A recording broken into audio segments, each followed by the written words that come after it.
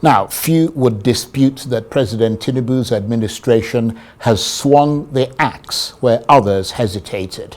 In less than 3 years, it's taken on some of the most entrenched pillars of Nigeria's political economy, ending fuel subsidies, collapsing multiple exchange rates into one, and dismantling distortions previous governments chose to live with rather than confront.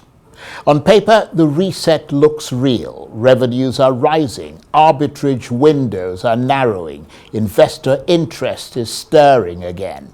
By the language of macroeconomics, Nigeria today appears fiscally sturdier than it was not long ago. But many economists argue that beyond the spreadsheets, the lived experience tells a harder story. Inflation remains stubborn, food and transport costs have surged, household purchasing power is stretched thin. And for millions of Nigerians, the promise that the pain would be brief has collided with a different reality, and relief feels delayed, distant, and almost abstract. On this program on Monday, economist Professor Franklin Ngwu argued that while these reforms may have been unavoidable, their execution has been uneven, with citizens absorbing the shock of adjustment faster than they are seeing the dividends of change. So if we look at key economic indicators, unemployment, how are we doing at the moment? Is it rising? Poverty, is it going down or going up? Is it increasing? Debt, is it going up or going down? Is increasing. Inflation is being rebased, and we are told it's coming down, so it's about 15-point-something% now. Revenue of the government, is it increasing? Yes, it's increasing. In terms of other economic indicators, so you have different, some of them going up, some of them coming down. But the main thing, as you mentioned, is how do ordinary Nigerians see, perceive, and feel about these reforms? And the 3 key areas you can use, or even 2, will be poverty and unemployment. And if you look at this, UN report has said that about 30 million Nigerians will move into poverty this year. So it means that we are looking at almost 140-something million Nigerians described as poor. In terms of unemployment, it's still going up. In terms of inflation, as I said, it's being rebased. So the question then is, the reforms, are they working or are they not working? Some will argue that the reforms were necessary as the initial stage that we need to do to now move into proper. Yes, the reforms were necessary, but from my own assessment as an economist, as a sociologist, as a political economist, I believe that the way the reforms were implemented can be better, particularly the issue of foreign exchange floating. So we think that it's at the center of all other issues.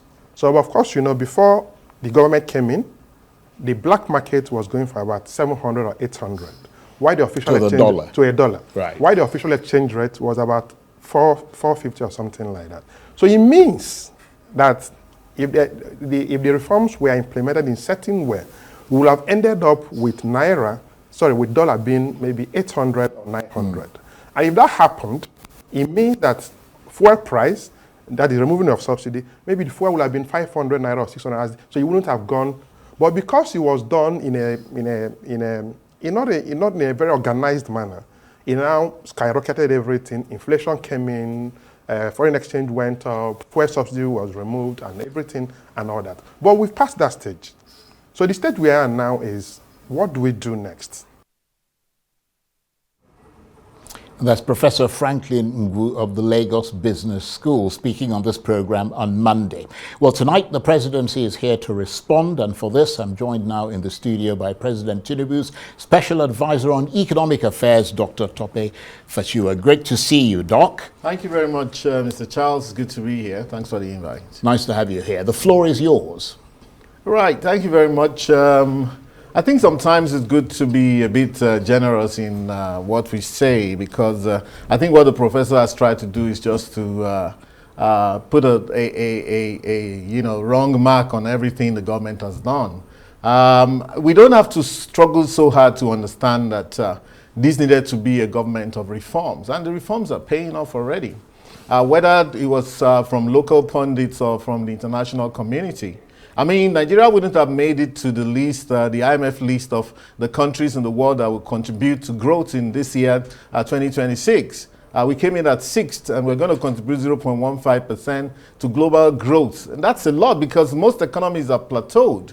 What that tells you is that this is an economy that's still growing. It's one of the largest economies in Africa, whether we like it or not. And, you know, that there's still prospects for this economy. So, yes, the reforms were done, and they needed to be done when they were done. I mean, in matters like that, the worst thing you can do is to prevaricate or to say, oh, let's go gradually. So Mr. President did what he needed to do with fuel subsidies and, of course, with the foreign exchange. The coast is clear now. The worst is over. What Professor Ngu did not admit is that the worst is over and Nigerians are looking to coast. Evidence is there that the worst is over? The worst is over because the economy is back to growth. I mean, we're coming from a negative situation. We've had 10 consecutive quarters of trade surpluses in this country. Import has gone down about 20%. Exports are up about 40%. We're doing 25% more trade in Africa than we used to do.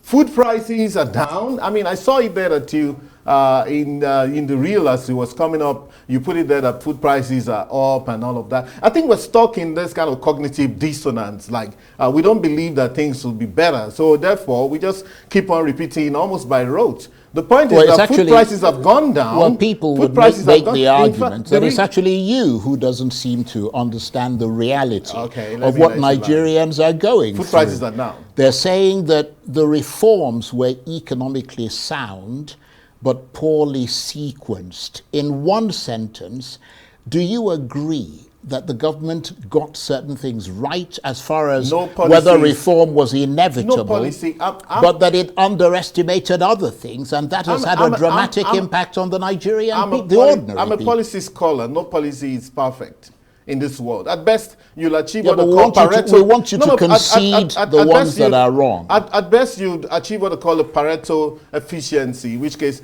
80% of people are better off than they were before, and how are they better off? You know what? That's how you get the best policy. No, but I'm asking you a question. Anyhow, how are they better off? Let me track back a little bit to that point. Right. I said food prices are down. Farmers are complaining about low prices. Where do people pull out defeat from the jaws of victory in this matter? Give me examples. I mean, oh yeah, Gary prices are 70% down. We don't import Gary into this country. Rice farmers are complaining that because of importation of rice, therefore rice prices are down. Some farmers are threatening, oh, we won't go back to the farm. We cannot approbate and reprobate at the same time. We cannot have farmers complaining about low prices of food. And I want to repeat that here. It bears repeating because, again, if that was all I managed to achieve in this outing, let people understand, let the whole world hear that food prices are down in Nigeria. Food inflation is down to 11%. All right, so we cannot at the same time be complaining about poverty, food poverty in this country because food prices are down what I want to understand. Otherwise, we're saying that the farmers that are saying that the food prices are too low for them to go back to the farm, that means they're lying. I don't think they're lying. We understand that they're concerned about the inputs, for agriculture. We're working on that. However, we must bank that gain. The food prices are down. And with food prices being down, that's inflation trending down, 15.15. Okay. We're going to get to single-digit inflation. If I could get in there for a minute. Yeah. When you say that food prices are down, the way that people assess things is in totality, not in isolation. Okay. In other words, is the buying power of people up? You devalued the naira, which meant that its capacity... That was in 2023, no, hold on. The capacity to purchase... well, you're interrupting. Let me just make the point and then you can respond. Yeah, okay. Their buying power, they're not earning more money. Unemployment is going up. So more people are going into poverty, which automatically means that more people are poorer. So the point I'm making is if, for example, and this is purely just hypothetically speaking, but if, for example, the price of rice, a cup of rice, was 30 naira in 2023, and after you devalued the currency and removed fuel subsidy and all that, it went up to 130 naira.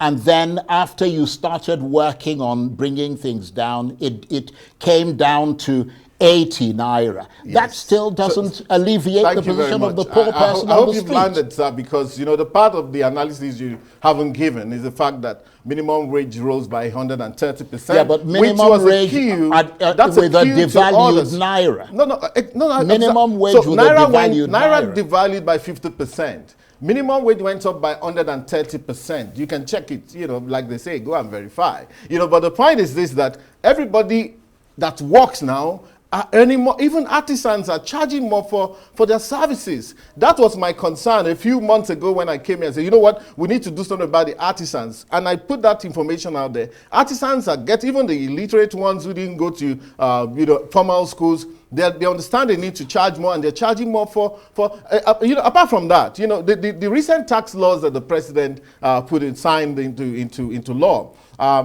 actually resulted in a scenario where anyone earning 25 million naira per annum and below are getting more in terms of take-home pay. And we actually watched that in this January salary that was paid. And Business Day actually reported, that's not a government agency, reported about 90 to 95% of Nigerians who are working in places where they had hair to the proper way of dealing with salaries by deducting pay as you earn from there actually got more money. Who's speaking about that? What percentage of Nigerians is that? No, I think we're locked into.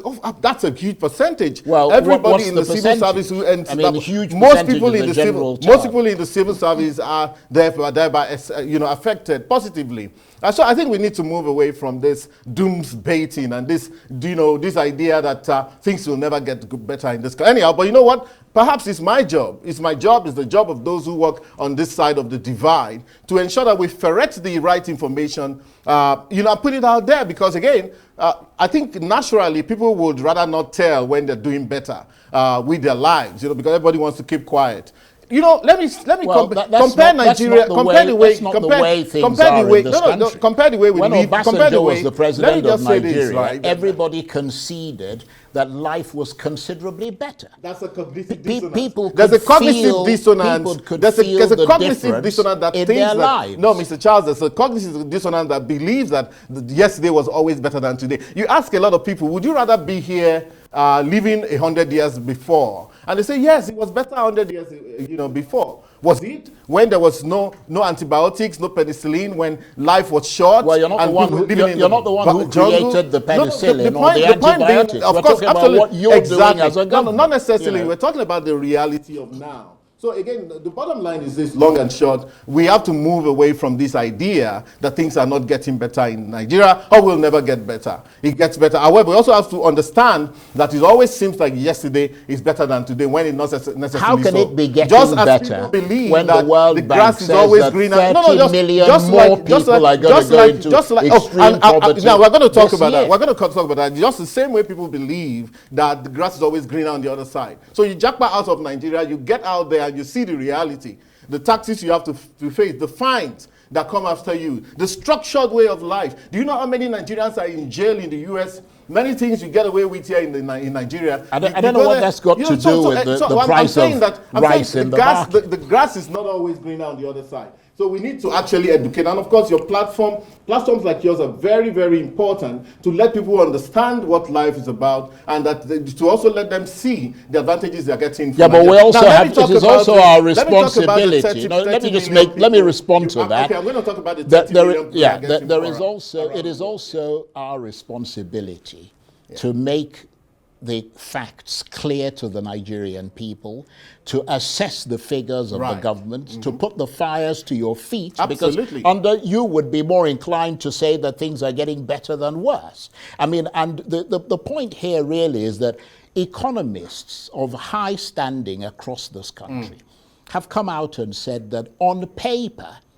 there are benefits, that the reforms you implemented or you're trying to implement, well, it was good of you to have done that. But that beyond that, it is the speed of the implementation as well as the lack of social stability that came out of that implementation. There's a Swahili saying that the best time to plant a tree was 20 years ago. The next best time is right now.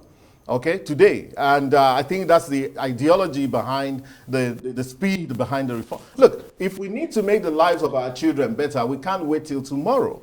And I think that's where Mr. President was coming from. You know what? This needed to be done. And right now, today, we've moved that foreign reserve, Nigeria's foreign reserves, from a mere $3.5 billion net number to 47 billion dollars. Naira is stable. We've got international recognition for the way we are managing this economy. We have the IMF recognizing us as one of the key growth countries of the world. You know, so again, we're not going to have it all.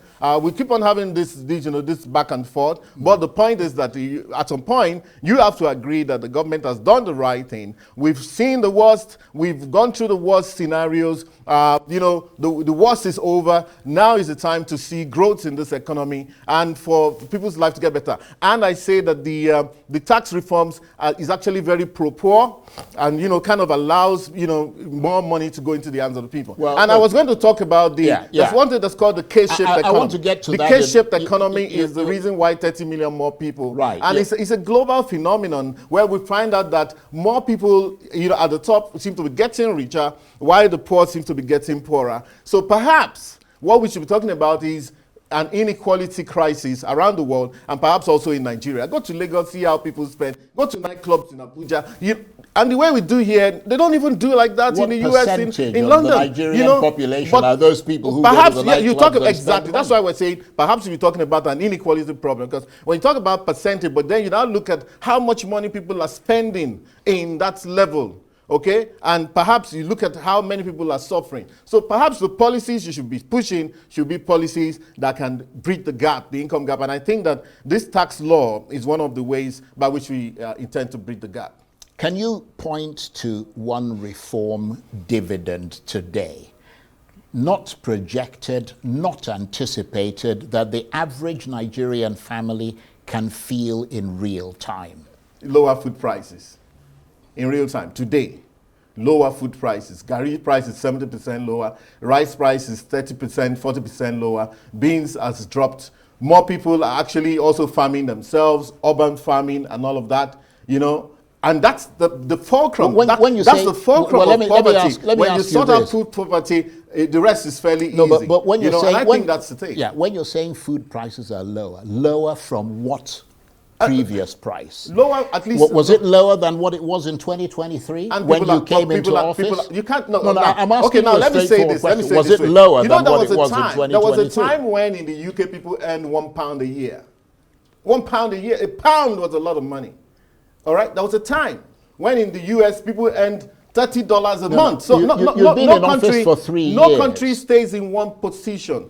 Every currency decays over time. That's the way it works. You've been in office for 3 years. So you can only judge prices lower now than they were when you came into office. On some goods, on some of the food. On what goods? For example, this cassava, this garri we're talking about. No. That is totally. We have returned the prices to pre. Is the price of garri cheaper than it was in 2023? Some of them don't go to the market anymore. I go to the market. But no, in your nice seriously speaking, two-piece but you have to also, no, I mean, when I go, I address them. I have my customers. But you can see people who are sitting here. Of course, I said farmers are complaining that prices are whose income is probably much lower than your own. You cannot ignore that. Like I said again, you can't approbate and reprobate. You can't blame government for food poverty and at the same time acknowledge the fact, and maybe your next broadcast now will be how farmers are complaining that food prices are lower. But the point is that food prices are lower, and people are earning more in nominal terms than they were earning in 2022, and that's the fact. Because by putting the minimum wage at 70,000, and of course it's higher in some states, the government has set a queue for even the private sector to piggyback on, and that's what's going on, you know. Okay. And once you take food out of the poverty, the rest is easy. Dr. Fasua, it's always a pleasure to have you here and to have a robust discussion. Right, yes. Put my feet to the fire, as you say. But we have to keep coming out to clarify our positions and to correct out those areas. That's why we balance. That's why we balance it. You give your assessment, the other people give their assessment. Dr. Tope Fasua is President Tinubu's special advisor on economic affairs. Good to see you again. Thank you for coming in.